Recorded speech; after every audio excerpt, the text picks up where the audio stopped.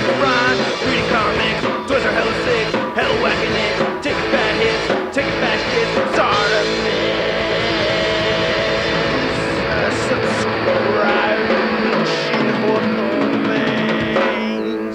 Face looks like a Marvel superhero's what the... Hey, what's up you guys? ShartimusPrime here, doing another Marvel Legends action figure review on the Marvel Legends Guardians of the Galaxy Volume 2 Movies Mantis Build-A-Figure. If you're trying to get this wave, you can get it at Big. Get your big badass toys at BigBadToyStore.com. Click the link in the description below. So at last, here we have the Mantis Build-A-Figure. The right leg came with Gamora, the left leg came with Nebula, the right arm came with Star-Lord, the left arm came with Ex-Nihilo, the head came with Adam Warlock, and the torso came with Rocket and Groot. So anyway, let's get this thing built. Will you take us away, Bumblebee? Come on, Bumblebee. Alright, that's much better. Okay, so I'm going to take the head off right over there, and that all came apart. That was actually a lot harder to set up than I thought it would be, but anyway, I'm going to start connecting the legs first, and I have to mention that taking this thing apart is actually quite difficult compared to some of the other Build-A-Figures just because she's so small. So it's one of those things where you really don't want to get into the habit of taking this thing apart and putting it back together again numerous times. I only did it back and forth the once. The arms are especially difficult because she has such small arms, so you don't want to be doing that over and over again. And plug this one right there. There we go. Oh, nope. Come on, get in there. There she goes. And then we have the head. Yeah, now we have Mantis all completely built, and this is a very good figure. I like this Mantis figure a lot. Now, there could be a lot of people out there that are upset about this Mantis figure, about her being such a small Build-A-Figure, and that was my immediate reaction too. When I was at Toy Fair and I saw that, I was like, whoa. You guys are seriously taking a step backwards now. After all this, we're going back. We're like, what's next? Are we going to have a Build-A-Figure baby Groot or what? You know, they're explaining how they cost out each of the waves all at once. So the large Death's Head 2 figure, that's like kind of what was costed out as the Build-A-Figure. And this was actually made as the Build-A-Figure because it was a brand new piece, so they had to tool it as a Build-A-Figure, whereas opposed to the Death's Head 2 mold that they'd used from Colossus was already made and not built or not created as a Build-A-Figure. But anyway, going on to this, I really like it. We get a lot of nice sculpted detail. I love this metallic green paint, and I really like the head sculpt a lot as well. So let's get a closer look. So just for fun, I thought we'd take a little look at Mantis in her comic book form, and very revealing outfits she's had. Even though more contemporary look, you know, she has the full blue Guardians of the Galaxy uniform on. One thing I thought that was interesting is that the comic version of Mantis is actually half Vietnamese, half German. I thought it was interesting that James Gunn hired a Canadian actress that is half Korean and then a quarter French and a quarter Russian. So I thought, you know, Pom Klementieff as Mantis was actually a very wise choice, you know, even though she's not half Vietnamese, half German, but still, you know, in the ballpark, right? And I think Pom Klementieff is a very attractive woman, no? Without her Mantis makeup on, right? She looks pretty good, doesn't she? And I think Hasbro did a very good job of replicating how she looked with the Mantis makeup on in her action figure form over here. I actually think they did a very good job with this. It really looks like her in the movie. I think they did a great job with this hair too. You can see some nice green painted in there with the black. I really like how the eyes came out. Even her bone structure and her face and everything, it really looks like Pom Klementieff with the makeup on and everything. And of course she has her antennae right over here. You can see right up at the very top. It's really tricky to see, but there's these tiny little lines sculpted in there, and I thought that was a very nice touch. I'm glad that they did that. I like that little detail in there. But looking at the face, I think the paint came out fairly clean. I like how her black eyes look. I think those look really good. So yeah, I'm really liking that head sculpt a lot. And these are, you know, pliable enough to where it doesn't feel like they're going to break or anything like that. And same thing with the hair too, which helps with the articulation, which we'll get into in a moment. We have this very nice metallic green throughout on this figure, and I really like the wrinkles that we're seeing here too. Nice flesh tone as well. I really dig this pattern that we're seeing on the side of her arms and on the sides of her legs. That looks great. These little diamond shapes, or triangle shapes actually. I think that looks really cool. I like the gestures for her hands also. You know, it looks nice. She has a wide open hand right over here. And she has her two fingers out right over there too. So that's pretty cool. I'm digging that. Makes a lot of sense.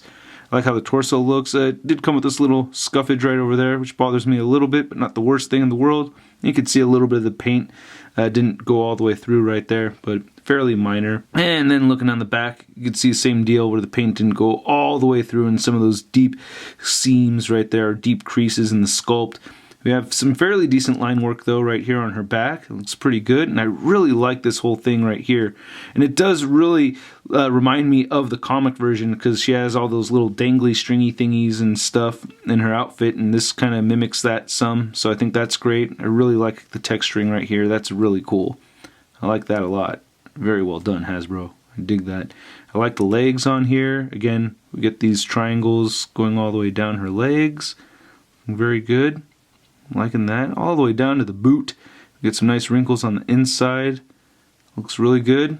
Same thing on this right here. Get some more of that metallic green. And she does have the peg holes at the bottom of her feet. Now the articulation on this figure is actually pretty good. I mean, she doesn't have the double jointed elbows, but still, I love that you can make her look up. I think that is awesome. So that is very cool. And her head does look down very far as well. You do get that forward and back shifting like Bio Driver. You get side-to-side movement over here, so that's really nice. And you do get a little bit of head wobblage for that head pivot, or the neck pivot anyway. Shoulders move outward pretty far, so I dig that. You can move them all the way down too, and you can rotate 360. She does have a bicep swivel on both sides right over there. She has a single, which is actually new, and I like that. So she has a single jointed elbow. Again, wish we had the double jointed elbows. And she also rotates at the elbow. She rotates at the wrists, and both wrists hinge up and down. She has a diaphragm joint that turns side to side. You do get the pivot right there, and she'll crunch forward only that much and back that much. Hip joints move outward that far. She can kick forward only that much and back that much. She has an upper thigh cut. Double jointed knees that bend in all the way, which is really cool. And then we get another added piece of articulation with the ankle, or it looks like, you know, just below the calf right over here, above the ankle swivel.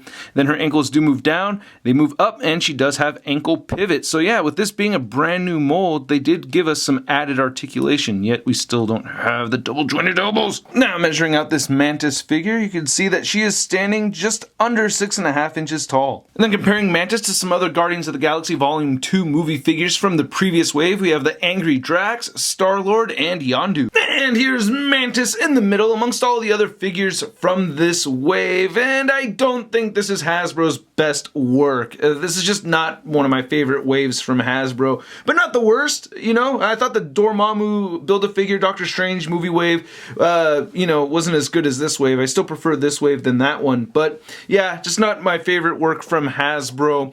Now, if I'm gonna rank these, and I gotta say, the females really dominated this wave for me. I mean, these three figures right here are definitely in the top 5. I really like all three of them a lot. So, getting on with my list at number 10, I'm placing Star-Lord, man, because I just don't need that figure, you know?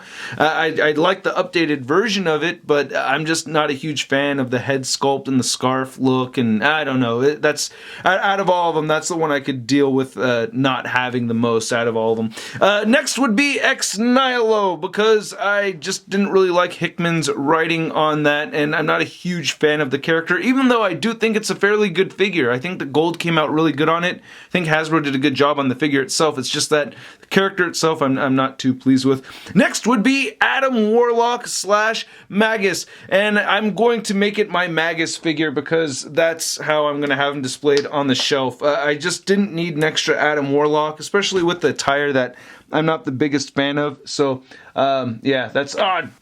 Get back to your spot there, Ex Nihilo. But yeah, so I'm gonna definitely have him displayed as the Magus, and yeah, so even though didn't really need that figure, and it's not even the Magus design that I prefer, I put that one at number 8. Then next would be Death's Head 2. I would prefer to have a Death's Head 1 figure before a Death's Head 2, but I still think it's a really good figure. I really like the head sculpt a lot. Still wish it had interchangeable parts aside from the left hand, which I guess was like a bring it on finger instead of a pointing finger, I guess, so I didn't know that. Thanks to the person who informed me about that.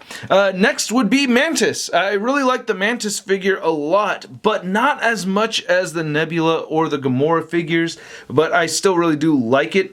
And then next would be Nebula. I really like Nebula a lot. That's actually the first one I opened. She has interchangeable parts with the left hand, and she comes with her gun and stuff, so I really like the Nebula figure.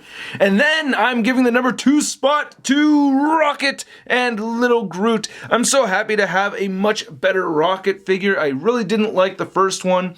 That head sculpt was really weak, and we get 2 head sculpts with this Rocket, and I really like the added articulation to the figure, so I'm really impressed with this Rocket figure. And the number 1 spot goes to Gamora. This is just a visual delight. I like looking at this a lot. I just love that vibrant green color. I do have an issue with the arms not being able to move all the way down, but I mean, aside from that, I really like the Gamora figure a lot. She comes with a lot of weapons. I think it's just a good looking piece. Well, she comes with 2 weapons really, but it's a really good looking figure, and I really like the articulation on it, so that would have to be my favorite figure from this wave. I'd love to know what your guys' top 10 list from this wave is. If you already have it, please let me know in the comments below. And then here's Mantis next to the Marvel Legends Big Time No Letdown Spider-Man. So one of the main reasons why this figure didn't make it to the very top of my list of this wave is because I can't really get her, or it's very tricky to try to get her into that pose, you know, when she's touching the ground and everything. Like, you can do that, but it's really tough to do that. And I just snapped the figure at the crotch right over there. You can see there's, well, you can't really see it, but there's a little line connecting the front and the back right there, and that just snapped on me for me trying to move this left leg up. I really wish that you could move her legs up higher than you can. But other than that, I think it's a very beautiful piece. I do like the other points of articulation that we are getting on this figure, and I just think that they captured the likeness very, very well. So I am happy with this figure. I'm not, you know, as happy as I'd like to be with the whole wave, but not a bad Mantis figure. Anyway, hope you guys didn't think this was a bad review. If you didn't, hit the like button. Let me know what you think of the figure. Let me know what you think of the review in the comments section down below. If you have not subscribed yet, go ahead and hit that subscribe button. And if you're already subscribed, make sure you hit that notification bell so you know immediately when the next ShartimusPrime video is posted. Gotta give a big thanks to all these incredible people over here for supporting this YouTube channel. Your guys' help is very much needed and appreciated. Thank you so much, you guys. And if you want to see a photo gallery of images, it'll be at marvelousnews.com. And you can follow me on the Facebook, Twitter, and Instagram. Links all in the description below. I'll catch you guys later. Peace! I'm gonna play with my toys today. I'm gonna play with my toys today. I'm gonna play with my toys today. Well, I don't care what the strangers say. I'm gonna play with my toys today. That's crispy. We're shot in your face. I said we're shot in your face. I said we're shot in your face. I said we're shot in your face. I said we're shot in your face. I said we're shot